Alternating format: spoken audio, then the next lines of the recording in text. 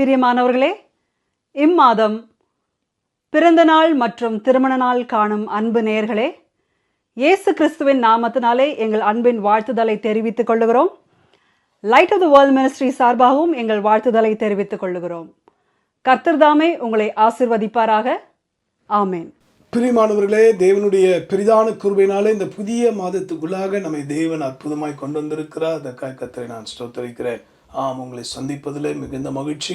இத்தனை நாட்கள் இல்லாத ஒரு நன்மைகளை மார்வலஸ் மார்ச் தேவன் நமக்கு இந்த மாதத்தை மகிமையாய் மேன்மையாய் ஆச்சரியமாய் நடத்தி தரப்போகிறார். இதோ உங்களுக்குரிய ஒரு தீர்க்க தரிசன வார்த்தை. இந்த வாக்குத்தத்தத்துக்குரிய நிபந்தனைகளை நீங்களும் நானும் எப்போது பின்பற்றுகிறோமோ கை கொள்ளுகிறோமோ நிச்சயமாய் நம்முடைய வாழ்க்கை அது நிறைவேறும். ஆகவே அவருடைய வருகைக்குரிய அடையாளங்கள் தீவிரமாய் நடந்து கொண்டிருக்கபடினாலே நாம் ஆயத்தப்படுவோம், பிறரையும் நாம் ஆயத்தப்படுத்துவோம். கர்த்தர் உங்களோடு பேசுவாராக. இதோ உங்களுக்குரிய வார்த்தை ஏசாயாவின் புஸ்தகத்திலே 60ஆம் அதிகாரம் 5ஆம் வசனம். Book of Isaiah chapter 60 verse 5. உன் இருதயம் அதிசயப்பட்டு பூரிக்கும். வானத்தையும் பூமி படைத்த தேவன் உங்களை ஒவ்வொரு பார்த்து கேட்கிறார், உங்களை ஒவ்வொரு பார்த்து சொல்லுகிறார், என் அன்பு பிள்ளைகளே, இந்த வார்த்தைக்காக ஏங்கி கொண்டிருக்கிற சகோதரி சகோதரியே, தேவன் என்னோடு பேசுவார் என்று ஒவ்வொரு முறையும் எதிர்பார்ப்போடு காத்திருக்கிற அருமையானவர்களே, உங்கள் ஒவ்வொருடைய இருதயத்தை காரியங்கள் என்ன இருக்குமா வேதத்தில் கத்த சொல்றாரு, அதிசயப்பட்டு பூரிக்கும். இப்படிப்பட்ட ஒரு வார்த்தையை நீங்கள் கேட்க முன்னாக யாருடைய இருதயம் இன்றைக்கு இந்த வார்த்தை கேட்குற நீங்களாக இருந்தாலும் சரி, தெய்வ சமூகத்தில் உங்களுக்காக அவர் பாதத்தில் காத்திருந்து அடியனா இருந்தாலும் சரி, எல்லாருடைய இருதயம், இந்த மனுஷனுடைய இருதயம் எப்படிப்பட்டது தெரியுமா? எரேமியாவின் புஸ்தகத்தில் 17ஆம் அதிகாரம் 9ஆம் வசனத்தை வாசிக்கலாமா? Jeremiah chapter 17 verse 9. எல்லாவற்றை பார்க்கிலும் இருதயமே திருக்குள்ளதும் மகா கேடுள்ளதுமாய் இருக்கிறது. எல்லாவற்றை பார்க்கலாம். இன்னைக்கு மனுஷனுடைய இருதயம் எப்படிப்பட்டதா இருக்குதா? அன்பானவர்களே, இயேசு கிறிஸ்துவை இரட்சகராக ஏற்றுக்கொள்ளும் முன்பாக எல்லாருடைய இருதயம் கிருக்குள்ளதும் கேடுள்ளதான் தான் இருக்குது. அப்போது கடினமான இருதயம், கல்லான இருதயம், வழுவி போக இருதயம் என்று பல காரியங்களை பரிசுத்த வேதாமத்தில் நம்ம பார்க்குறோம். இப்படிப்பட்ட தன்மை கொண்ட மனுஷலாகிய நம்முடைய இருதயம் எப்படி மாறுமா? அதிசயப்பட்டு பூரிக்குமா? இன்னும் ஒரு பெரிய அற்புதமான வார்த்தை பார்த்தீங்களா? ஆக நீங்களும் நானும் இந்த அற்புதத்தை பெற்றுக்கொள்ள, நீங்களும் நானும் இந்த மாதத்தில், அது இந்த நிமிஷத்துலேருந்து அந்த அதிசயங்களை காண எல்லளவும் தகுதி உள்ளவர்கள் அல்ல. ஆனால் கரை நிறைந்த குறை நிறைந்த நம்முடைய வாழ்வில் இயேசு கிறிஸ்து நம்முடைய இருதயத்துக்குள் பிரவேசிப்பாரானால், இயேசு நமக்குள் இருக்கிறார் என்கிற அந்த உணர்வு எப்போது நமக்குள் இருக்குமானால், அந்த இருதயம்தான் முதலாவது அதிசயப்பட்டு பூரிக்கும். என் அன்பாண்டவரே, the greatest miracle in the world is, தேவன் ஒரு மனுஷனுடைய பாவத்தை மன்னிப்பது தான் மகா பெரிய அற்புதம். இந்த அற்புதத்தை தான் தேவன் முதலாவது நமக்கு தர விரும்புகிறார். இதுவரைக்கும் இரட்சகராக இயேசுவை குலதெய்வமாய் ஆத்மநேசராக ஏற்றுக்கொள்ளாதபடி இருப்பீங்கன்னா இன்றைக்கே மனம் திரும்புவோம். நம்முடைய இருதயம் அதிசயப்பட்டு பூரிக்க மூல காரணமாக இருப்பது இயேசு கிறிஸ்துவின் விலையேறு பெற்ற ரட்சிப்பு தான். ஆக இந்த ரட்சிக்கப்பட்ட ஜனங்கள், இயேசுவின் இரத்தத்தால் கழுவப்பட்ட ஜனங்கள், இயேசு கிறிஸ்துவின் கன்னியா மரியாள் வயிற்றில் பரிசுத்தாவியார் பிறந்ததை விசுவாசிக்கிற எல்லாருடைய இருதயமும் அதிசயப்பட்டு பூரிக்கும். ஆக இப்படிப்பட்ட இருதயத்தை தேவன் நமக்கு தர வல்லவராக இருக்கிறார்.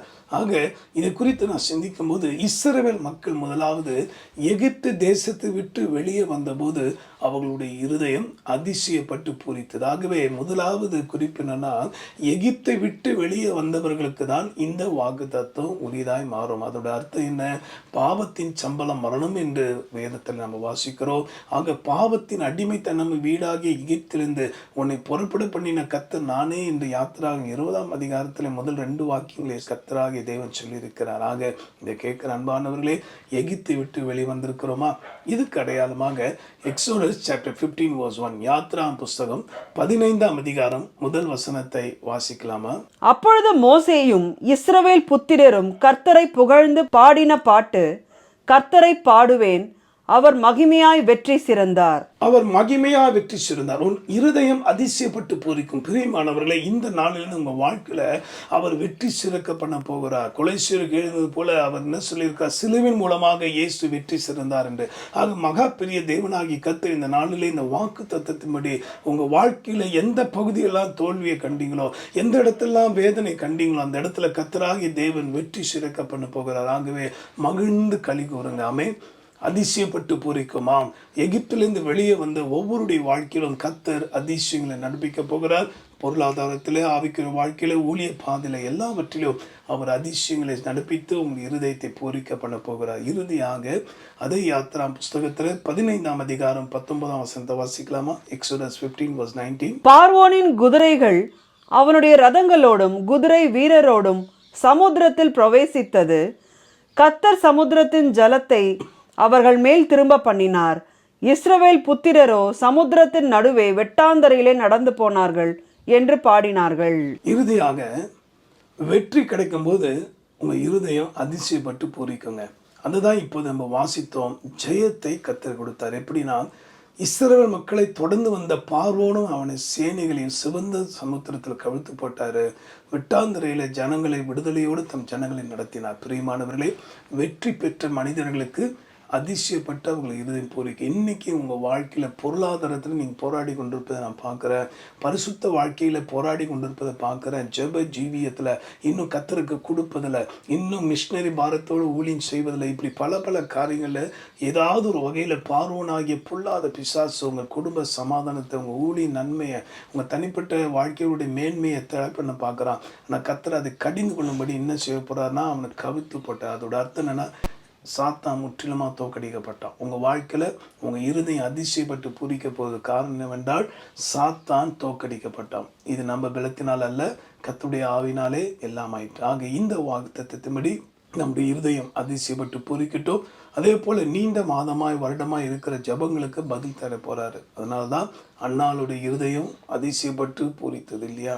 அன்னாளுடைய உள்ளத்தில் ஆண்டவர் சந்தோஷத்தை கட்டளையிட்டார். சாமுவேலை தந்தது போல அடைக்கப்பட்ட கற்பங்கள் எல்லாம் திறக்கப்பட வேண்டிய காலங்களாய் கர்த்தர் மாற்றி தருவார். ஜெபிப்போமா?